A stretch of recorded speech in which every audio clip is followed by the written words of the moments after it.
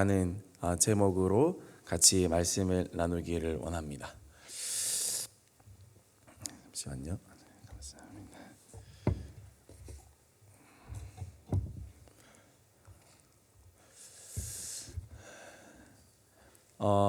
우리가 예수를 믿고 살아가는 우리 성도들에게 무엇이 행복이 될 수 있는가?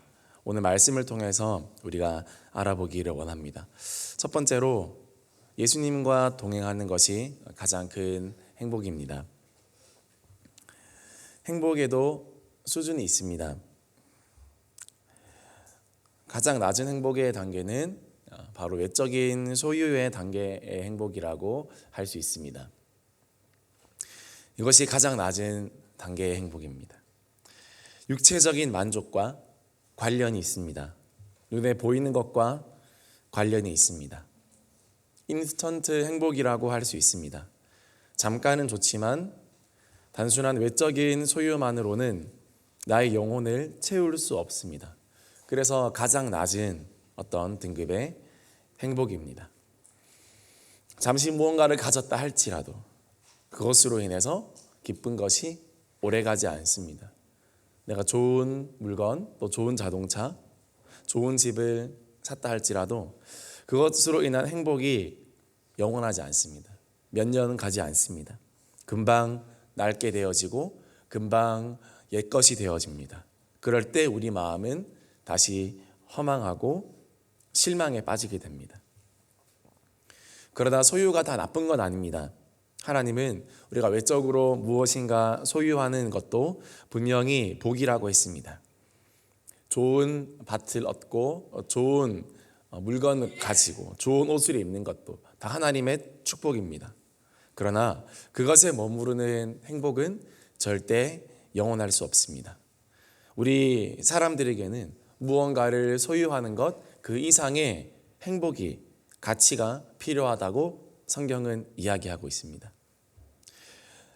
그것은 바로 두 번째로 사람과의 관계입니다. 우리가 소유해서 얻는 행복보다 더 큰 행복은 바로 사람들을 통해서 얻을 수 있습니다.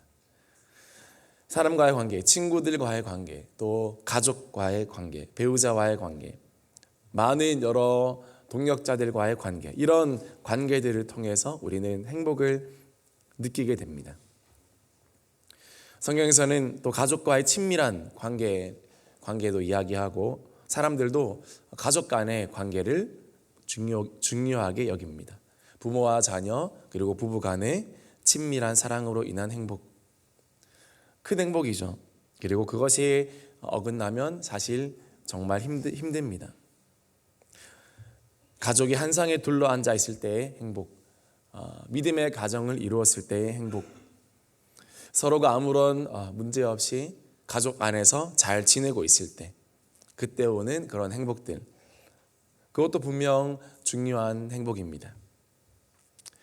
그러나 성경은 말합니다. 이것도 최고의 행복은 아니다라고 그렇게 이야기합니다. 이것도 행복의 요건 중 하나이긴 하지만 절대로 최상의, 최고의, 전부의 행복은 될 수 없다, 그렇게 이야기합니다. 우리 예수를 믿는 자들이 이 소유의 행복 그리고 이 사람들과의 또는 가족 안에서의 행복에서만 머무른다면 우리는 믿지 않는 자들이 원하는 그런 삶과 다를 바 없는 인생을 살아가는 것입니다. 성경이 하나님께서 우리에게 주시고자 하는 진정한 만족과 행복은 어디에 있겠습니까? 바로 세 번째로 그것은 예수님과의 만남에 있습니다. 1, 2번까지만 머무르면 아무런 예수를 믿지 않는 사람들과 아무런 차이가 없는 것입니다. 그러나 교회를 다녀도 앞에 두 가지의 소유와 또 관계에만 머물러 있는 그런 사람들도 많이 있습니다. 이것만 해결되면 다 해결된 것처럼 여기는 사람들도 있다는 것입니다.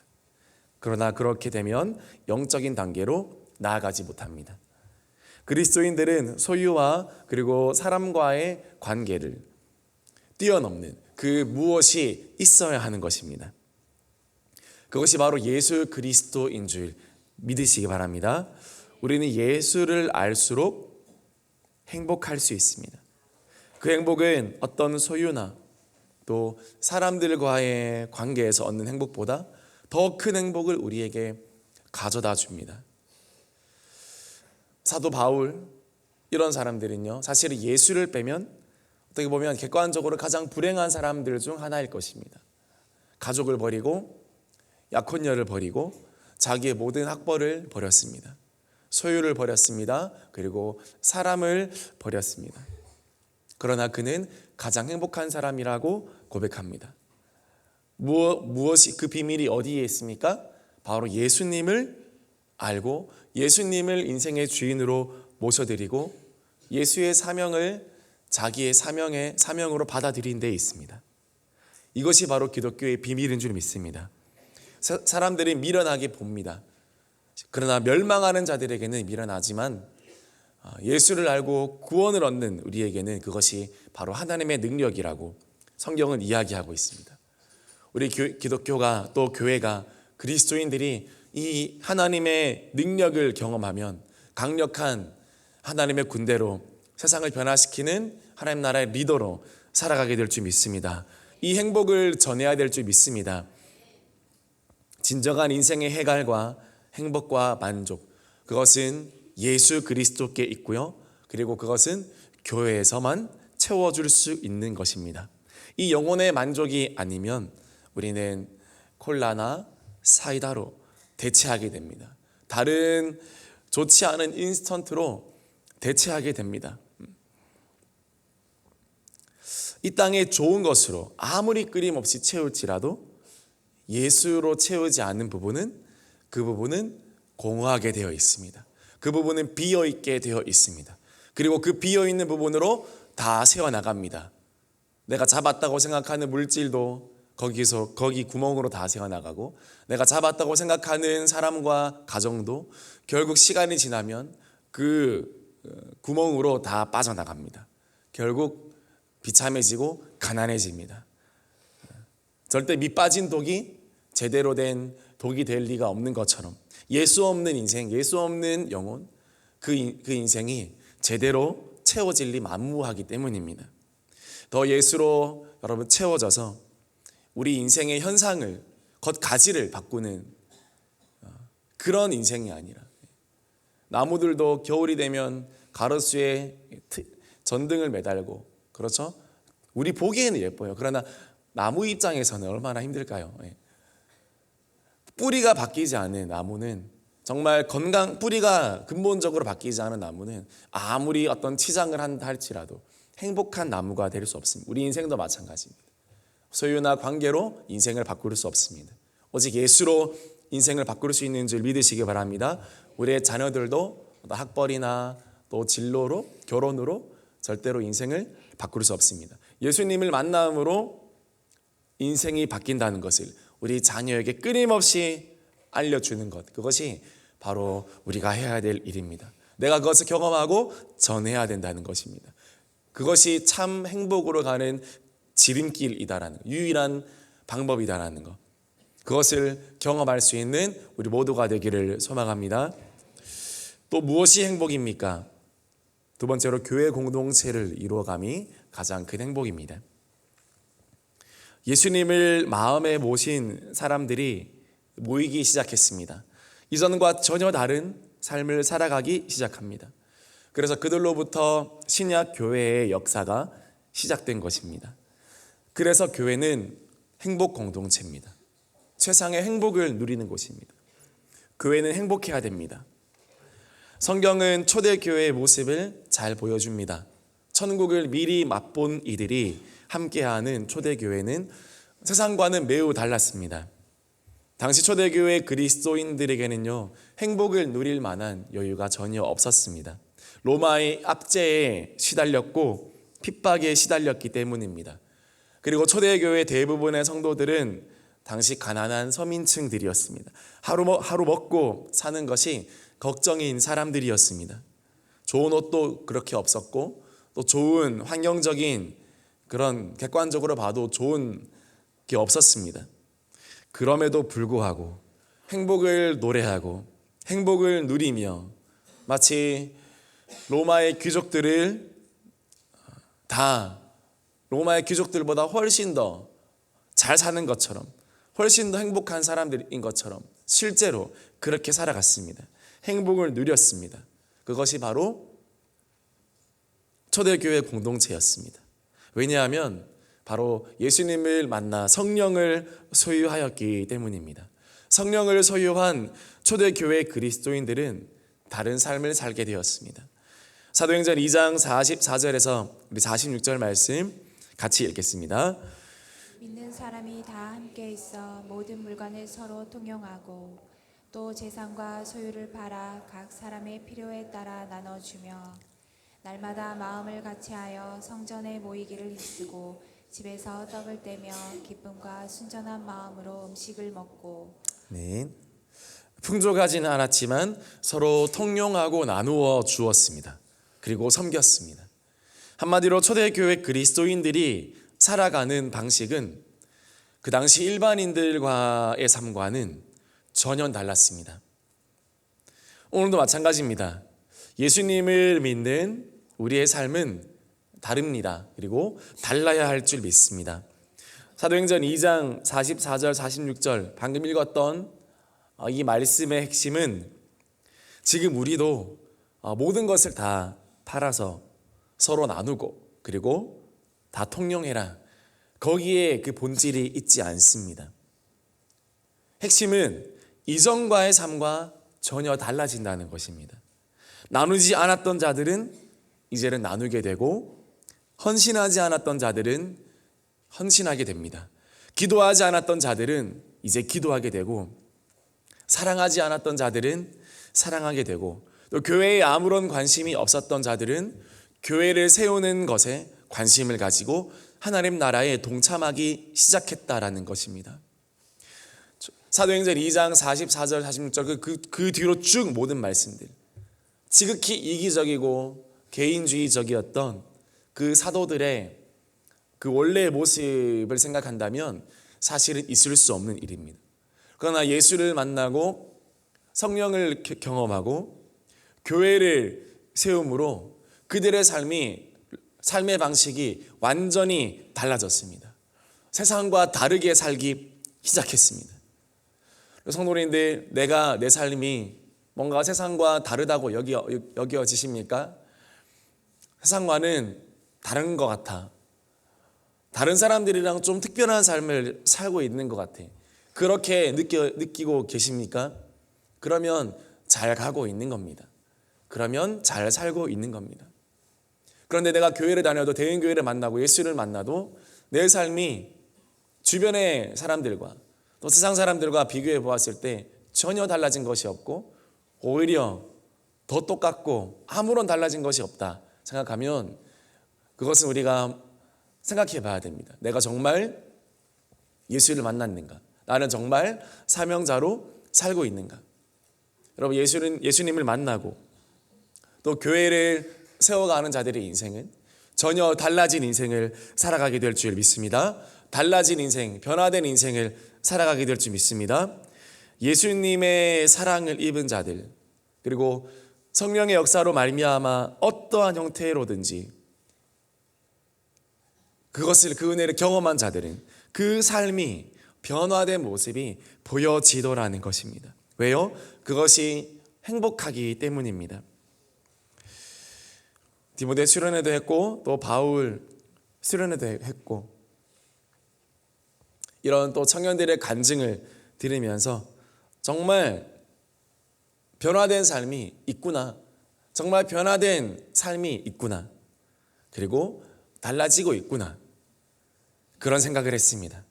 그리고 정말 하나님이 살아계셔서 만나주시는구나. 그런 생각을 했습니다. 은혜를 받은 삶은 그 자리에 머무를 수 없기 때문입니다. 은혜를 받아서 그 자리에 머무르지 아니하고 변화를 받아 하나님의 선하고 기뻐하고 온전한 뜻을 이루어가는 우리 모두가 되기를 소망합니다. 그것이 진정한 행복이다. 그것이 참된 행복이다. 성경이 이야기하고 있습니다. 그 행복을 바로 교회에서 경험합니다. 교회에서 은혜를 받으면 그 행복이 경험되어집니다. 하나님, 그 은혜를 나도 경험하게 하여 주시옵소서. 그렇게 기도하는 우리가 되기를 소망합니다. 마지막으로 무엇이 행복입니까? 예수님과 연합함이 가장 큰 행복인 것입니다. 예수님과 연합하여서 얻는 행복은 세상이 주는 복과 다르게 우리에게 영원한 만족을 주고 영적으로 더 강건케 하며 더 풍성히 살아갈 수 있는 힘과 능력을 주게 됩니다. 그 원리가 오늘 본문에 잘 나와 있습니다. 요한복음 15장 5절 말씀 같이 읽겠습니다. 나는 포도나무요 너희는 가지라. 그가 내 안에 내가 그 안에 거하면 사람이 열매를 많이 맺나니 나를 떠나서는 너희가 아무것도 할 수 없음이라. 아멘. 나는 포도나무요 너희는 가지라. 그가 내 안에 내가 그 안에 거하면 사람이 열매를 많이 맺는다고 했습니다. 나무와 그 나무에 붙어있는 가지는 여러분 사실 하나입니다. 두 개가 아닙니다. 완전한 연합을 이루면서 살아가는 것입니다. 나무가 행복하면 가지도 행복합니다. 나무가 건강하면 가지도 건강합니다. 왜냐하면 가지는 나무의 모든 양분을 다 받아서 누리기 때문입니다. 그래서 무성하게 자라게 되고 아름다운 열매를 맺어가게 되는 것입니다. 이 세상에서 가장 건강한 분이 누구십니까? 바로 예수님이십니다. 이 세상에서 가장 행복한 분이 누구실까요? 바로 예수님입니다. 그렇다면 그 예수님과 연합한 우리들, 그 예수님을 만나고 예수님께 붙어있는 우리들은 가장 건강해지고 가장 행복해지고 가장 열매 있는 인생이 될 거라는 것은 틀림없는 일입니다. 그래서 그 예수께 가지처럼 붙어 있으라는 것입니다. 예수님과 연합하여 아름다운 열매를 맺을 때에만 여러분 우리는 행복하게 되는 것입니다. 예수님과 연합해서 정말 저절로 좋은 열매를 맺게 되어지는 우리가 되어지기를 원합니다. 그것이 인생의 행복이라고 합니다. 하나님의 열매를 맺어드리는 것, 예수님의 열매를 맺어드리는 것, 그리고 성령의 열매를 맺어드리는 것. 열매는 기쁨의 상징입니다. 열매는 행복의 상징입니다. 왜 농부가 그 무더운 여름을 견뎌내겠습니까? 왜 농부가 그 고된 수고를 견뎌내겠습니까? 열매를 볼 때 행복하기 때문입니다. 주인도 행복하고 그 나무도 행복합니다. 열매는 모두를 행복하게 합니다. 하나님이 원하시는 것이 바로 그 열매라는 것입니다. 인간의 노력 그 이상으로 성령의 역사와 은혜로만 맺어지는 그 열매, 그것을 우리가 맺어갈 때 그것이 우리에게 영원한 기쁨과 행복을 준다는 것입니다. 그 열매는 무엇이라고 오늘 또 성경에서 이야기할까요? 요한복음 15장 11절 12절 말씀 우리 같이 읽어보겠습니다. 내가 이것을 너희에게 이름은 내 기쁨이 너희 안에 있어 너희 기쁨을 충만하게 하려 함이라. 내 계명은 곧 내가 너희를 사랑한 것 같이 너희도 서로 사랑하라 하는 이것이니라. 그 열매는 바로 오늘 본문 보니까 기쁨이 충만케 되는 것이고 그리고 서로 사랑케 되는 것이라고 이야기합니다. 우리가 서로 사랑하는 대은교회가 되기를 주님의 이름으로 축복합니다. 서로 사랑하는 우리 공동체가 되기를 주님의 이름으로 축복합니다.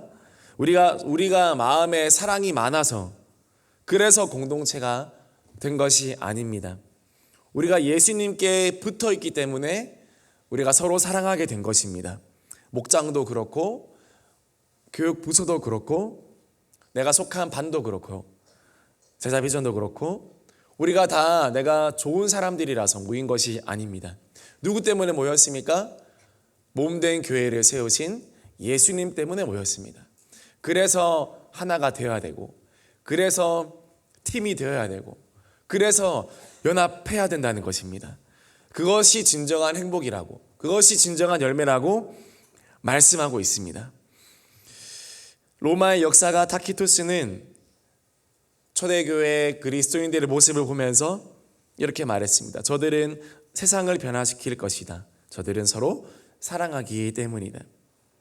거대한 로마 제국 속에 있었던 그들의 시작은 비록 미약하였지만 결국 그들의 넘치는 행복이 그들의 온전한 사랑이 온전한 열매 맺음이 로마 제국을 이겼습니다. 여러분, 오늘날의 로마 제국은 어디에 비유될까요? 바로 공중권세 잡은 사단의 나라입니다. 중국도 아니고 미국도 아니고 러시아도 아닙니다. 이 문화와 이 세계를 사로잡고 있는 영적인 어둠의 권세들이 이 세상을 잡고 있습니다. 영적인 로마 제국입니다. 거기에 비하면 저와 여러분은 아주 연약하고 또 무력한 사람들에 불과할 것입니다. 그러나 우리는 결국에는 어떻게 될까요? 예수의 능력으로 말미암아 여러분 반드시 승리하게 되는 줄 믿으시길 바랍니다. 교회로 말미암아 승리하게 되시는 줄 믿으시기 바랍니다. 그날이 되면 교회는 승리하게 되고 영적인 로마 제국, 사단의 모든 나라들은 무너지게 됩니다. 그날이 가까이 옴을 볼수록 우리는 성경은 분명히 말하고 있습니다. 더 모이기를 힘쓰고 하나 되어 힘써 기도하라. 좋은 열매를 맺어가라. 나쁜 열매를 맺으면 내가 다 걸러내겠다. 이렇게 무섭게 경고하실 정도로 우리에게 열매를 하나님께서 말씀해 주십니다. 우리의 힘으로 맺을 수 없습니다. 그러나 순종하고 또 기도하면 우리 가운데 아름다운 열매가 맺어지게 될 줄 믿습니다. 하나님, 우리 인생 가운데 더욱 좋은 열매, 극상품 주님 포도 열매가 맺혀져서 하나님을 기쁘게 하는 우리 교회가 되게 하시고 우리 성도들이 되게 하시고 주님, 나의 인생이 주님 되게 하여 주시옵소서. 그냥 내가 먹고 사는 인생이 아니라 하나님께 드릴 아름다운 열매를 맺어가는 것을 사명인 줄 알고 살아가는 그런 우리 모두의 인생이 되어야 됩니다. 그것이 진정한 행복이라고 말씀합니다. 그런 진정한 행복을 경험하고 진정한 복을 경험하는 우리가 되어야 됩니다. 말씀 마무리합니다. 무엇이 행복입니까? 어떤 소유나 어떤 또 사람들과의 관계도 아니고 정말 예수님을 경험하고 그 예수님을 경험한 사람들이 아름다운 교회를 세워가고 그 교회를 통해서 아름다운 열매를 맺어가는 삶, 그것이 우리 인생 가운데 주는 참된 행복이요 참된 기쁨입니다. 그것을 경험하는 우리가 되어야 됩니다. 하나님, 오늘 이 새벽에 무엇이 내가 이때까지 어떤 행복을 쫓아왔습니까? 주님, 내가 잘못 쫓아갔다면 다시 한번 방향을 수정해서 하나님이 기뻐하시는 삶을 향해 나아가게 하여 주옵소서. 내가 기뻐하는 삶을 살게 되면 행복하리라 생각합니다. 그러나 성경은 달리 이야기합니다. 하나님이 기뻐하는 삶을 살기로 결단하면 나도 저절로 행복해진다 이야기합니다. 여러분은 내가 행복하기를 원하십니까? 아니면 하나님을 기쁘게 해드리기를 원하십니까? 내가 기쁘고자 하는 삶은 결국 불행해지고요, 하나님을 기쁘시게 하고자 하는 삶은 결국 행복해집니다. 여러분이 하나님을 기쁘시게 하고자 하는 삶을 선택해서 결국 여러분의 삶도 진정으로 행복해지는 그런 행복한 예수의 제자로 하나님의 자녀로 살아가는 은혜를 경험하기를 소망합니다. 같이 기도하겠습니다.